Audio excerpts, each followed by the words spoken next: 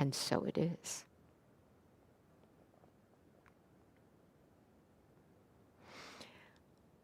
I am happy to have the opportunity to speak to you today. And I am thinking about this morning about something that I am studying and learning more and more about every day of my life. And it is this notion that Emma Curtis Hopkins says that I'm attracted to and I want to live more of. And that is that there is good for me and I ought to have it, which is a powerful statement. And one of the interesting things about the statement is one of the places that you can find that is in scientific mental practice. I've seen it there. But in every book that Emma writes, and I'm holding another one, she brings it up again and again because it is a major thought. It's a theme, if you will, that weaves itself throughout her writings. There is good for me, and that's a capital G. There is good for me, and I ought to have it. So when she mentions it in scientific mental practice, she goes on in the next sentence or two to say, and you may recognize this in yourself, when I say there is good for you and you ought to have it, is the first thought that most people have is that, but I don't have my good. My good is not here for me. I am not finding it. And that's what she talks about, is why and how we can find our good. And she talks endlessly about doing that. But mostly she says we argue against our good, that we think it's really not there for us. Now, she doesn't speculate very often about all the reasons why that is, but she will say that maybe we think that someone else has our good. That person has what I would like to have. They have more money. They have more status. Oh, and there's someone who has more success. My good is there for me and I'm supposed to have it. How can I believe that? Well, what's interesting to me is that if you're reading carefully with many other New Thought thinkers, they will say things that give us clues in their own way. Wayne Dyer says something, like, if you are empowered, if you were authentically wanting to do something in the world, that you have to know that you're on purpose when you're doing that. And that is a hint about what it takes to know that you have your good, that you can move into that idea. And Gandhi says, always aim at complete harmony of thought, word, and deed. And see, that is another clue. When we believe that our good is not there for us, we are not necessarily harmonizing that thought, that I have good that is there for me, with our word, if we're immediately thinking that we don't have it, and then acting as if we have it.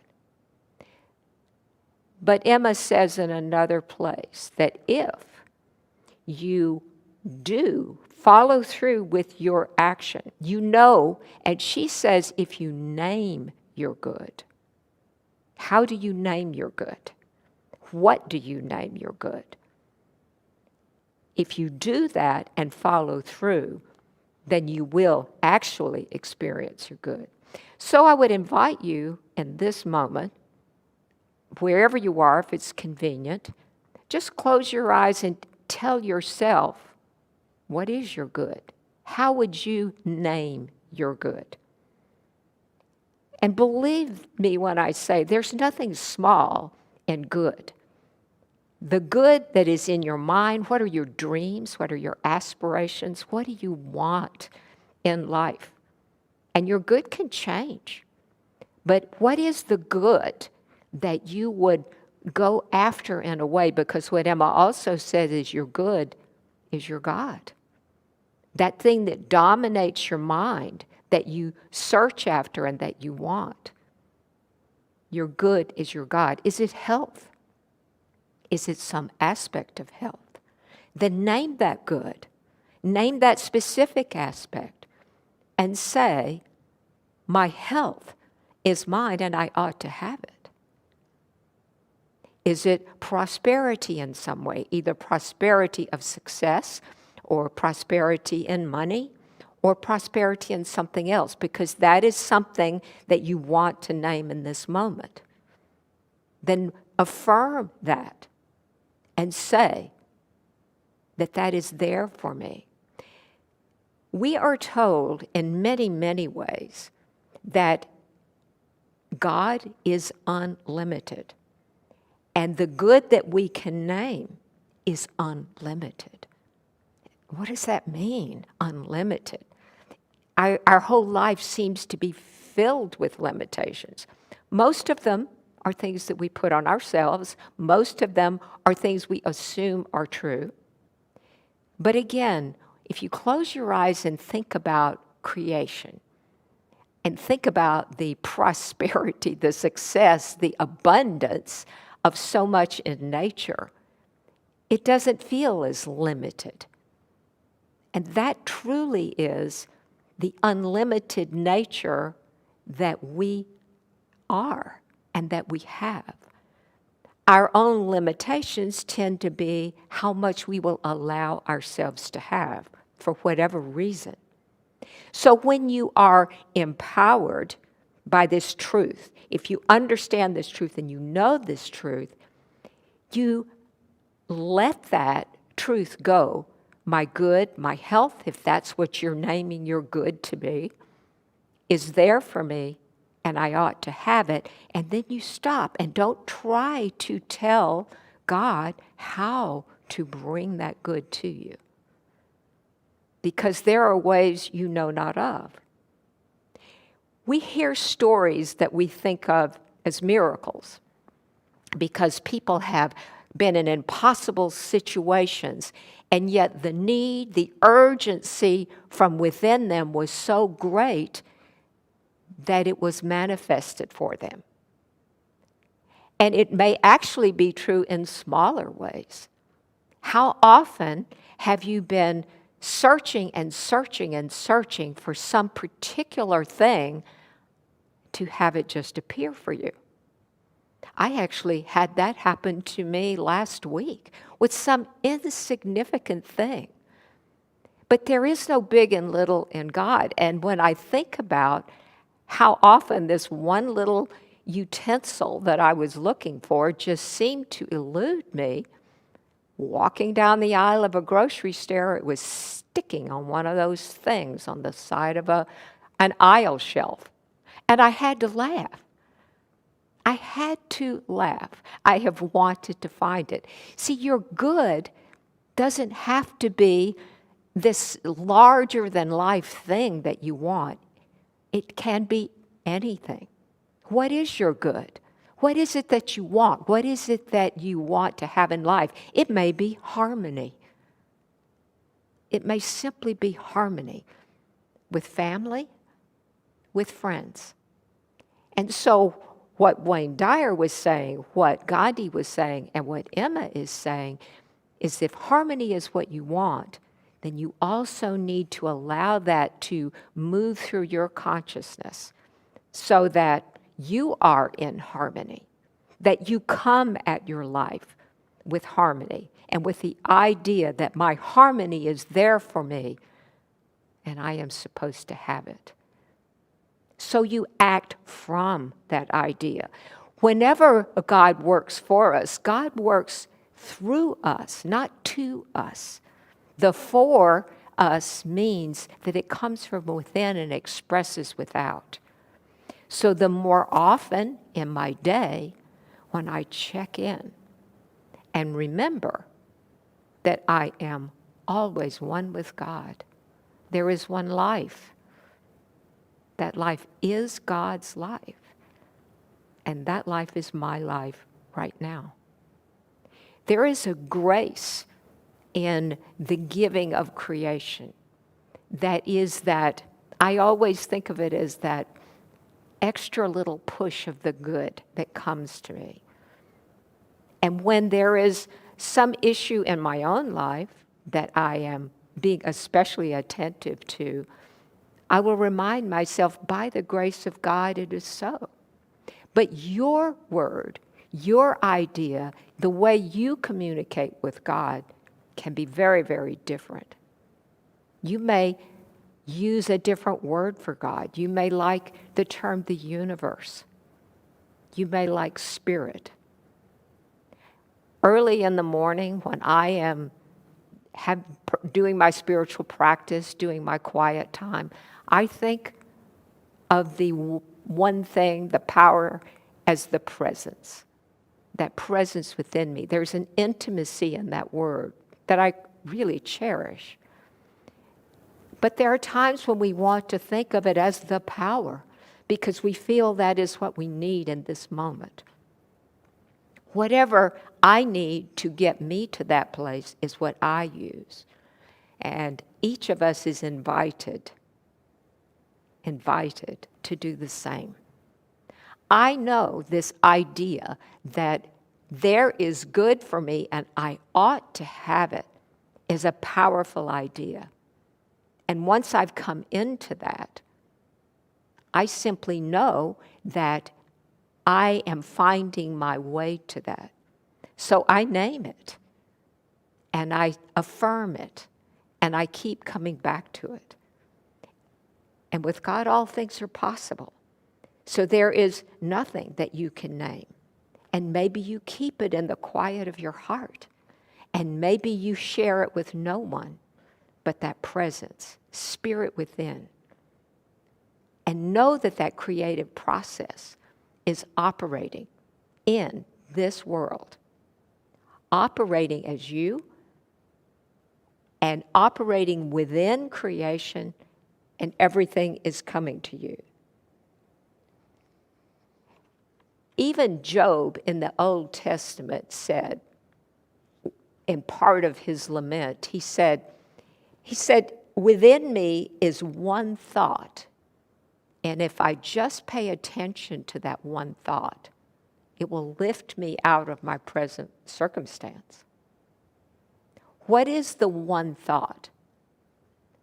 I was sharing with the class just an hour or so ago, the universe is calling. When I was that one thought, that chief thought, that she says that your oldest thought is your chief thought, your powerful thought. And I know that as a child, and I'm talking 10 or less, that I had the idea that God is love. That was my chief thought. And it's only as an adult that I look back on that time that I realize that. Because as a child, you tend to just accept what it is you think you know. And I knew that. And it was affirmed for me in ways and stories and things that I saw that made it more true for me. But what was also striking about my childhood was that if anybody said anything about God or of God that conflicted with God is love, or my idea of God is love, I ignored it, no matter who said it, no matter where it came from, because I had this deep belief that God is love. What is your oldest thought of your relationship with the power and presence? Only you can say that. But that one thought, that idea, that's maybe your strongest connection to this power that is within us. And at times when you want to have your good named and bring your good to you, go to that oldest thought. that idea, in my case, that God is love. I also know at a very young age that I had heard the scripture, and it's from Matthew, that inasmuch as you have done it unto one of the least of these, you have done it unto me. That too was one of those things that was true to the core of my being. And so these twin ideas, I came out of my single-digit ages knowing, and endeavoring to act on it or not, because I don't know that I always did. But as an adult, when I look back and see those touchstones. And I can see, as I see the trajectory of my own life, I can see in ways that maybe those twin ideas have guided me. And each of us has a story. Each of us has something within us that we know is true. And one of the things that has been beneficial for many people during this special time that we're living in is more quiet time in order to explore the ideas that are true for us. I was listening to the radio driving in this morning, listening to a psychologist talk about, and I haven't heard this as much, even though I felt that it was true, but she said she gets many messages from people who are saying, as we're talking about, quote, going back to normal, many people are saying, but I don't want to. I actually like having more time to work at home on my own. I like time not having to go to so many places. I like this way that it has been up to a point. So the psychologist is saying, as we do open up more, we have to think about how we do that. And so maybe those of us who've had time to think about who we are and where we are in this world, perhaps we've discovered more truths about ourselves.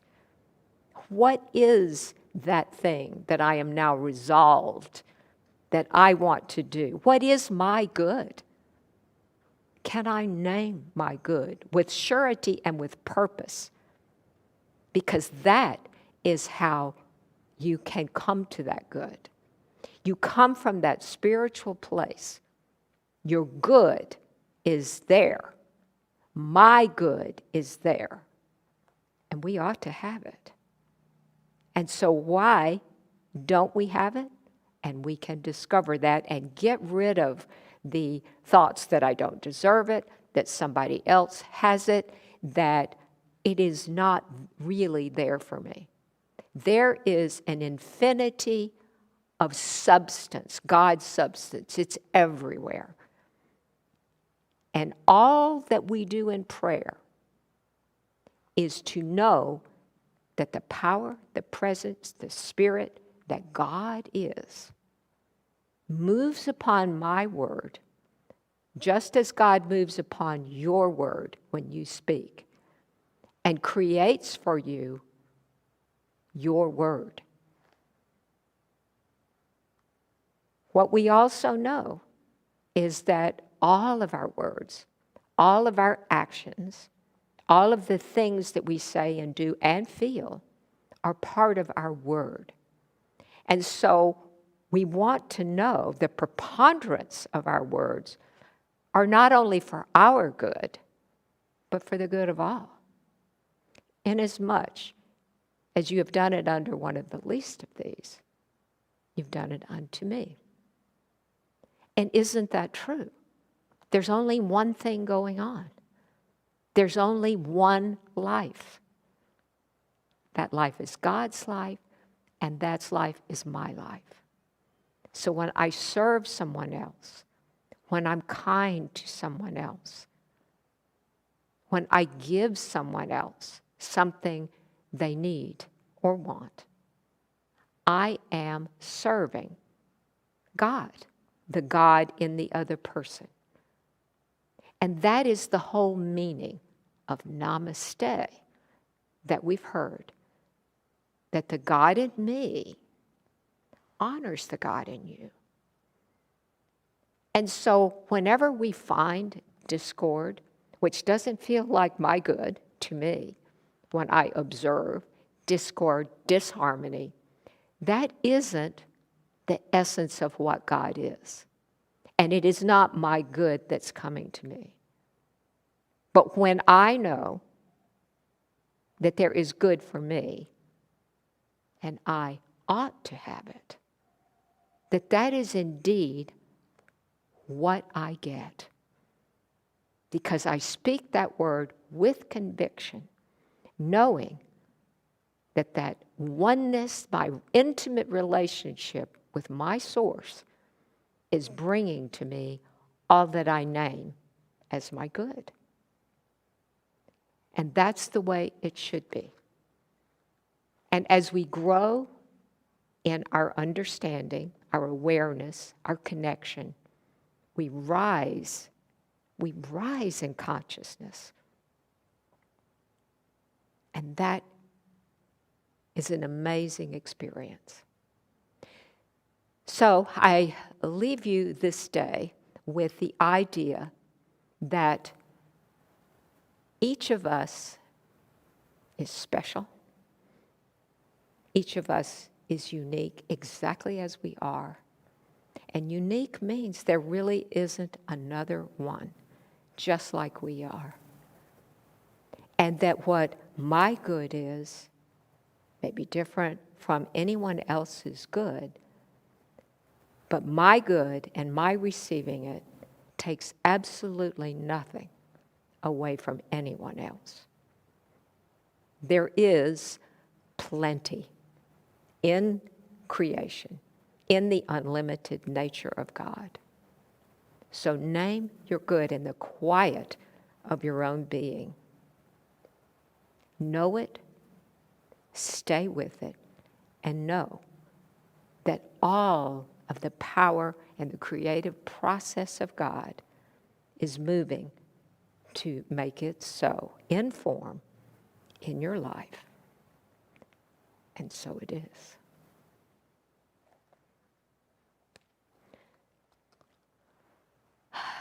Thank you all for being here and for having the patience to stay with this service in your beautiful presence. It's such a different experience to be talking to a vast number of people or a tiny group of people or wherever you are. And most everyone has the experience of being by yourself as you're doing this, maybe with one other person. And I want to remind you that this center endeavors to be a power for good in the world every single day. And that is why we so appreciate your financial donations that allow us to do the good in the world that we do. And most of the things that we're doing, few people will know, but that's the way of it. And so I'm showing this giving envelope that we use mostly on Sundays, but it reminds me of the gifts that we give. If you're like me, most of the time your gift doesn't go in an envelope like this. It is an electronic gift, but it's just as real and it's just as valuable. So whatever gift you have given, are giving, or plan to give, I invite you to hold it in your thought in this moment as we bless the gift and say, divine love consecrates this gift. It goes forth to heal, to bless, and to prosper all those who give and all those who receive. I rejoice in the sharing of my gift, and I give it with love. And I simply say, and so it is. Thank you all for being here. Please continue to get in touch with us, your messages, your donations, of course, but we do appreciate your letters that you talk to us just about how you're feeling and where things are going on in the world. We very, very much want to hear from you. Thank you all, and until we meet again, I want to say, and so it is.